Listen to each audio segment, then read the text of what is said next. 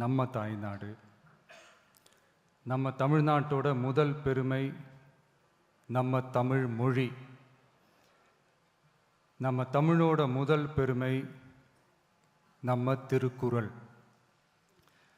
அந்த திருக்குறள் சொன்ன பிறப்புக்கும் எல்லா உயிர்க்கும் அப்படின்றது தான் நம்ம தமிழக வெற்றி கழகத்தோட முக்கிய அடிப்படை கோட்பாடு.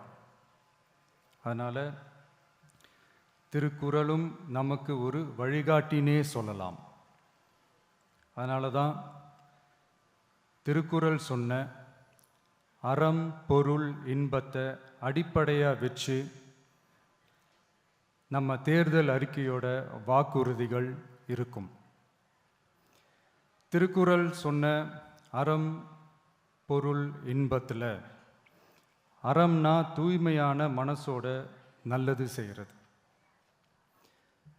நேர்மைன்னு கூட அர்த்தம் எடுத்துக்கலாம். இது எல்லாம் ஒரு அரசாங்கத்துக்கும் இருக்க வேண்டிய குவாலிட்டிஸ். இப்போ பொருள்னு சொன்னால் அது தனி மனிதன் தேட வேண்டிய பொருள்னு மட்டும் அர்த்தம் இல்லை. அரசியல், ஆட்சி முறை, கல்வி, வேளாண்மை மற்றும் வாழ்க்கைக்கு தேவையான பொருள் தேடும் முறைன்னும் சொல்லுவாங்க. இன்பம்னா மகிழ்ச்சி, ஹாப்பினஸ்னு சொல்லலாம். ஆனால் அது எப்படிப்பட்ட இன்பம்?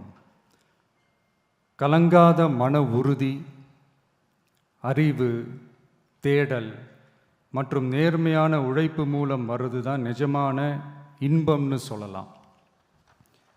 இங்கே அறம் பொருள் இன்பம்னு இந்த மூணுக்கும் பின்னாடியும் நல்ல மனசும் உழைப்பும் நேர்மையும் பொதுவாக இருக்கிறது புரிஞ்சிக்கலாம். இது எல்லாமே அரசியலுக்கும் ஆட்சி அதிகாரத்துக்கும் ரொம்ப முக்கியமானது தானே. நேர்மையான நிர்வாகத்தையே ஒரு சித்தாந்தமாக எடுத்துக்கிட்டது தானே நம்ம தமிழக வெற்றி கழகம்.